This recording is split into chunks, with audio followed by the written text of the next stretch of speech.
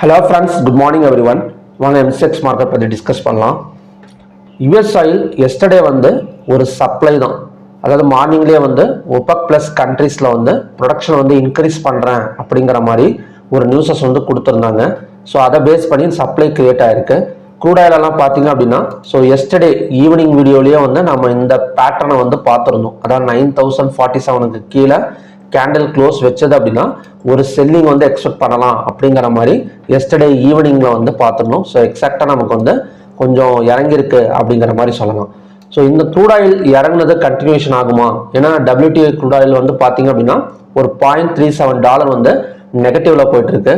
So இது கண்டினியூஸாக நெகட்டிவ்ல போகுமா இல்லை பாசிட்டிவ்ல போகுமா அப்படின்னு கேட்டிங்க அப்படின்னா இப்போ ஈரான் சைட்ல இருந்து ஒரு நியூஸ் வந்து கொடுத்துருக்காங்க. என்ன சொல்லியிருக்காங்க அப்படின்னா ஸ்ட்ரெய்ட் ஆஃப் ஹார்மஸ் வந்து ஓப்பன் பண்ணுறதுக்கு ரெடியாக இருக்கும், ஆனால் அந்த இடத்துல கிராஸ் ஆகக்கூடிய ஷிப்புக்கு வந்து டிரான்சிட் ஃபீஸ் அது வந்து கட்டிட்டு தான் நீங்கள் வந்து அந்த ஷிப்பை வந்து எடுத்துகிட்டு போகணும் அப்படிங்கிற மாதிரி சொல்லியிருக்காங்க. ஸோ டிரான்சிட் ஃபீஸ் எவ்வளோ கேட்குறாங்க அப்படின்னா ஒரு பெரிய டேங்கர் ஷிப்புக்கு வந்து ஒரு 13 கோடியிலேருந்து ஒரு 17 கோடி ரூபா வரைக்கும் கட்டிட்டு தான் நீங்கள் எடுத்துகிட்டு போகணும் அப்படிங்கிற மாதிரி அவங்க வந்து சொல்கிறாங்க. ஸோ இதை தான் வந்து ட்ரம்ப் வந்து என்ன சொல்றாரு அப்படின்னா ஏத்துக்க மாட்டேங்கிறாரு. ஸோ இவங்க கொடுக்குற ப்ரொபோசல்ல ஸோ இந்த கண்டிஷனை தான் ட்ரம்ப் வந்து என்ன சொல்றாரு அப்படின்னா ரிஜெக்ட் பண்றாரு.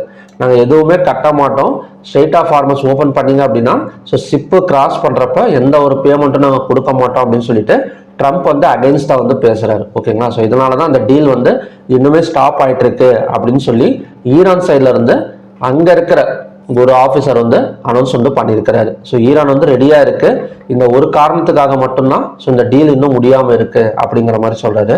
பார்க்கலாம். ஸோ இன்னைக்கு வந்து எப்படிங்க இருக்கும் அப்படின்னா இந்த நியூஸை வச்சு பார்க்குறப்ப மறுபடியும் வந்து ஒரு டிமாண்ட் ஒரு ஃப்ளக்சுவேஷன் தான் நமக்கு என்ன சொல்றது அப்படின்னா ஒரு அப் அண்ட் டவுன் மார்க்கெட் தான். இந்த இடத்துல பார்த்தீங்கன்னா தெரியும் 8601 இருந்து நமக்கு வந்து 9200 போயிட்டு மறுபடியும் 8601 இந்த இடம். ஸோ மறுபடியும் பார்த்தீங்க அப்படின்னா இப்படி போகிறதுக்கான சான்சஸ் வந்து இருக்கு. ஸோ ஆல்மோஸ்ட் இந்த இடம் பார்த்தீங்க அப்படின்னா நமக்கு வந்து ஒரு ட்ரெண்ட் லைன் ரெசிஸ்டன்ஸ் வந்து ட்ரா பண்ணலாம் இந்த இடத்துல. ஸோ இந்த இடம் பார்த்தீங்க அப்படின்னா நமக்கு வந்து ஒரு ட்ரெண்ட் லைன் ரெசிஸ்டன்ஸ் 15 மினிட்ஸ் கேண்டலில் வச்சு ட்ரா பண்ணுறேன். இந்த இடத்துல ஒரு ட்ரெண்ட் லைன் ரெசிஸ்டன்ஸ் வந்து ட்ரா பண்ணலாம். இன்னைக்கு வந்து நெக்ஸ்ட் சப்போர்ட் ஜோனுங்கிறது 8601. ஓகேங்களா? ஸோ இந்த 8601 வந்துட்டு இந்த இடத்துல 15 minutes candle green colour candle form ஆனால் அகைன் வந்து நமக்கு புஷ் பண்ணி மேலே கொண்டு வரதுக்கான பாசிபிலிட்டிஸ் இருக்கு. ஸோ இந்த 8574க்கு கீழே ஒரு 15 மினிட்ஸ் கேண்டல் க்ளோஸ் வச்சது அப்படின்னா இந்த இடத்துல தான் நமக்கு வந்து செல்லிங் கன்ஃபர்மேஷன் வந்து கிடைக்கும். ஸோ அது வரைக்கும் பார்த்தீங்க அப்படின்னா இந்த சப்போர்ட் ஜோன் வந்து நமக்கு வந்து ஒர்க் அவுட் ஆகக்கூடிய சான்சஸ் இருக்கு. நெக்ஸ்ட் ரெசிஸ்டன்ஸ்ங்கிறது இந்த ட்ரெண்ட் லைன் ரெசிஸ்டன்ஸ் தான். ஸோ இந்த ட்ரெண்ட் லைன் வந்து ஞாபகமாக டிரா பண்ணி வச்சுக்கோங்க. ஸோ இந்த ட்ரெண்ட் லைன் ரெசிஸ்டன்ஸ் தான் நமக்கான நெக்ஸ்ட் க்ரூட் ஆயிலோட ரெசிஸ்டன்ஸ் ஜோன். ஓகே, அடுத்து நேச்சுரல் கேஸ் பார்க்கலாம். ஸோ நேச்சுரல் கேஸ் எஸ்டர்டே எடுத்திருக்கிறது ஒரு ஸ்ட்ராங் சப்போர்ட் அப்படிங்கிற மாதிரி சொல்லலாம் 296.8. ஸோ இந்த ஹையா பிரேக் அவுட் க்ளோஸுக்கு மேலே ஒரு ஓப்பனிங் கொடுத்தது அப்படின்னா இந்த இடத்துல இருந்து 305 இல்லை 307.3 வரைக்கும் வரதுக்கான பாசிபிலிட்டி இருக்கு. ஸோ இந்த இடம் தான் பார்த்தீங்கன்னா அப்படின்னா இன்னைக்கான டெம்பரவரி ரெசிஸ்டன்ஸ். ஸோ இது ஆல்மோஸ்ட் நமக்கு வந்து ஒரு கேப் டவுன்ல ஓப்பன் ஆயிருக்கு.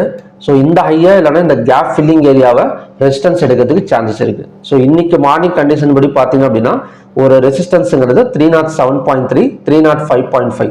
ஸோ இதெல்லாம் பிரேக் அவுட் பண்றப்ப தான் நமக்கு மேலே வரும். ஸோ அது ஈவினிங் வீடியோவில் வந்து நான் வந்து அப்டேட் பண்றேன். ஓகேங்களா? இப்போதைக்கு நமக்கு ரெசிஸ்டன்ஸ் மட்டும் தான் இருக்கு 307.3 அண்ட் 305.5. இல்லைன்னா கொஞ்சம் கீழே இறங்கி ஓப்பன் ஆனா கூட மேக்ஸிமம் நமக்கு வந்து ஒரு பை சைடு ஓப்பனிங் தான் இருக்கும். கொஞ்சம் கீழே இறங்கி ஓப்பன் ஆனா கூட இந்த 296.8ங்கிறது தான் நமக்கான நெக்ஸ்ட் சப்போர்ட் ஜோன். அடுத்தது கோல்டு. ஸோ கோல்டு அண்ட் சில்வரை பொறுத்த வரைக்கும் இப்போ கோல்டெல்லாம் எடுத்துக்கிட்டோம் அப்படின்னா ஒரு ரெசிஸ்டன்ஸ் ஜோன்ல தான் நமக்கு வந்து நிற்குது. 1,55,313க்கு கீழே ஓப்பனிங் கொடுத்தது அப்படின்னா ஸோ இந்த இடம் வந்து ரெசிஸ்டன்ஸாக ஒர்க் அவுட் ஆகும். இல்லைன்னா இதையும் தாண்டி மேலே ஒரு ஓப்பனிங் கொடுத்தது அப்படின்னா ஸோ கண்டினியூஸாக நமக்கு வந்து பை போகிறதுக்கான சான்சஸ் வந்து கோல்டில் இருக்கு. ஸோ கோல்டு ஆல்மோஸ்ட் நமக்கு வந்து செல்லிங் ப்ரெஷரில் தான் இருக்கு. ஓகேங்களா? ஸோ க்ளோஸுக்கு கீழே ஓப்பன் ஆனால் கண்டிப்பாக வந்து அகைன் வந்து ஒரு 1,53,213ல ஒரு டபுள் பாட்டம் சப்போர்ட் எடுக்கிறதுக்கு சான்சஸ் இருக்கு கோல்டை பொறுத்த வரைக்கும். நெக்ஸ்ட் வந்து சில்வர் பார்க்கலாம். ஸோ சில்வரும் அதே மாதிரி தான். ஸோ சில்வரோட நெக்ஸ்ட் ரெசிஸ்டன்ஸ் ஜோனுங்கிறது 2,50,884. சப்போர்ட்டுங்கிறது 2,38,974. நெக்ஸ்ட் வந்து காப்பர். ஸோ காப்பரும் எஸ்டர்டே சொன்ன சேம் லெவல்ஸ் தான். ஏன்னா எஸ்டர்டேவே நம்ம எந்த மாதிரி வந்து காப்பரை பார்த்தோம் அப்படின்னா 1325ங்கிறது சப்போர்ட், 1342ங்கிறது ரெசிஸ்டன்ஸ்னு சொல்லியிருந்தேன். ஸோ எக்ஸாக்டாக நமக்கு அந்த ட்ராவலில் தான் போயிட்டு இருக்கு. ஸோ க்ளோஸுக்கு கீழே ஓப்பனிங் வச்சது அப்படின்னா ஸோ இந்த இடம் ஃபில் பண்ணுறப்ப ஆட்டோமேட்டிக்காக 1336லேருந்து 1325 வரைக்கும் இறங்கிறதுக்கு சான்சஸ் இருக்கு. ஸோ இந்த இடத்துல தான் நமக்கான நெக்ஸ்ட் சப்போர்ட் ஜோன். ஸோ இந்த இடத்துல சப்போர்ட் எடுத்தது அப்படின்னா மறுபடியும் ஒரு 1342 வரைக்கும் வரதுக்கான சான்சஸ் இருக்கு. ஸோ சேம் லெவல்ஸ் தான், லெவல்ஸ் எதுவுமே வந்து காப்பருக்கு வந்து சேஞ்ச் பண்ணலை. ஸோ ஓகே ஃப்ரெண்ட்ஸ், இதான் பார்த்தீங்கன்னா இன்னைக்கான கண்டிஷன்ஸ். நெக்ஸ்ட் வந்து நிஃப்டி நிஃப்டி பார்க்கலாம். இப்போ நிஃப்டி நிஃப்டி பார்த்தீங்க அப்படின்னா நமக்கு வந்து ஒரு 71 பாயிண்ட்ஸ் பக்கம் நெகட்டிவ்ல போயிட்டு இருக்கு. அதாவது இன்னுமே வந்து இந்த டீல் வந்து சரியா நடக்காதனால நமக்கு நிஃப்டி மறுபடியும் வந்து ஒரு 74 பாயிண்ட் 77 பாயிண்ட் வந்து பக்கம் மைனஸ்ல போயிட்டு இருக்கு. அது மட்டும் இல்லாமல் ஈரான் அண்ட் இஸ்ரேல் வார் வந்து கடுமையா வந்து போயிட்டு இருக்கனால ஸோ நமக்கு பங்கு சந்தைகள் இறங்கியிருக்கு அப்படிங்கிற மாதிரி சொல்லலாம். பட் MSCI வேர்ல்டு இண்டெக்ஸ் பார்த்தீங்க அப்படின்னா பெரிய அளவில் வந்து கீழே விழுகலை. அதாவது -1.30 பாயிண்ட்ஸ் மட்டும்தான் கீழே இறங்கியிருக்கு. ஸோ இன்னைக்கு வந்து ஒரு முக்கியமான நியூஸ் வந்து அனௌன்ஸ் பண்ணியிருக்கிறாங்க. அதாவது அமெரிக்கன் கோர்ட் வந்து இதுக்கு முன்னாடி H1B விசாக்கு வந்து $1,00,000 வந்து கட்டணும். அதாவது வெளிநாட்டில், அதாவது வெளியூர்ல இருந்து அமெரிக்காவுக்கு வேலைக்கு வரவங்க ஸோ H1B விசா எடுக்கிறப்ப $1,00,000 வந்து கண்டிப்பா கட்டணும் அப்படின்னு சொல்லி ட்ரம்ப் வந்து அறிவிச்சிருந்தாரு. பட் அங்க இருக்கிற கோர்ட் வந்து இதை வந்து அவாய்ட் பண்ணியிருக்காங்க, ரிஜெக்ட் பண்ணியிருக்கிறாங்க. ஓகேங்களா? அதாவது என்ன சொல்லியிருக்காங்க அப்படின்னா, உங்க இஷ்டத்துக்கெல்லாம் நீங்க வந்து இந்த மாதிரி எல்லாம் பணத்தை கட்ட சொல்லக்கூடாது, இது வந்து முழுக்க கவர்மெண்டோட இதுதான். ஸோ அதனால இந்த அளவுக்கெல்லாம் பணத்தை வந்து எங்களால் வசூலிக்க முடியாது, அதனால நீங்க போட்டிருக்கிற இந்த உத்தரவை வந்து நாங்கள் வந்து ரிஜெக்ட் பண்ணிடுறோம் அப்படிங்கிற மாதிரி சொல்லியிருக்கிறாரு. இதுல என்ன ஒரு ஸ்பெஷல்னா, இதுக்கு முன்னாடி வந்து ஒரு $2,000 தான் இருந்தது. $2,000 $5,000 தான் இருந்தது. இவர் திடீர்னு பார்த்தீங்க அப்படின்னா ஒரு 20 மடங்கு வந்து ஏற்றி இருக்கிறாரு. ஸோ இதை வந்து அவங்க ரிஜெக்ட் பண்ணியிருக்காங்க. இது வந்து எதுக்கு வந்து ஒரு பாசிட்டிவ் நியூஸ் அப்படின்னு பார்த்தீங்க அப்படின்னா, ஐடி செக்டாருக்கு வந்து ஒரு மிகப்பெரிய பாசிட்டிவ் நியூஸ் அப்படிங்கிற மாதிரி சொல்லலாம்.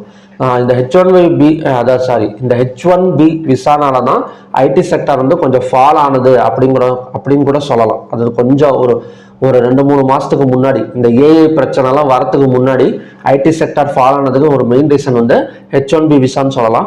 இன்னைக்கு இது வந்து ரிஜெக்ட் பண்ணியிருக்கனால எல்லா ஐடி செக்டார்ல இருக்கிற எல்லா கம்பெனிஸுமே நமக்கு வந்து மேலே வரதுக்கு சான்சஸ் இருக்கு.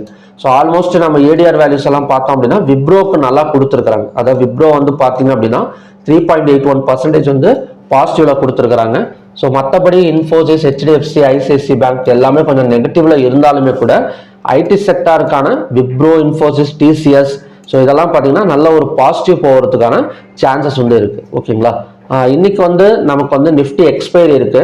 ஆல்மோஸ்ட் 82 பாயிண்ட்ஸ் பக்கம் நெகட்டிவ்ல இருக்கு. மார்க்கெட் ஓப்பன் ஆகிறதுக்குள்ளார ஒரு 100-120 இருந்தது அப்படின்னா கண்டிப்பாக வந்து ஒரு கேப் டவுன் ஓப்பனிங். ஸோ அங்கேருந்து மறுபடியும் கொஞ்சம் செல்லிங் ஆகக்கூடிய சான்சஸ் இருக்கு. பார்க்கலாம் இந்த மாதிரி வந்து நடக்குது அப்படின்னு. ஓகே ஃப்ரெண்ட்ஸ், இதான் பார்த்தீங்கன்னா இன்னைக்கான கண்டிஷன்ஸ். மறுபடியும் பார்த்தீங்க அப்படின்னா இன்னும் நல்ல ப்ரிடிக்ஷன் வீடியோட நான் உங்களை மீட் பண்ணுறேன். Thank you very much.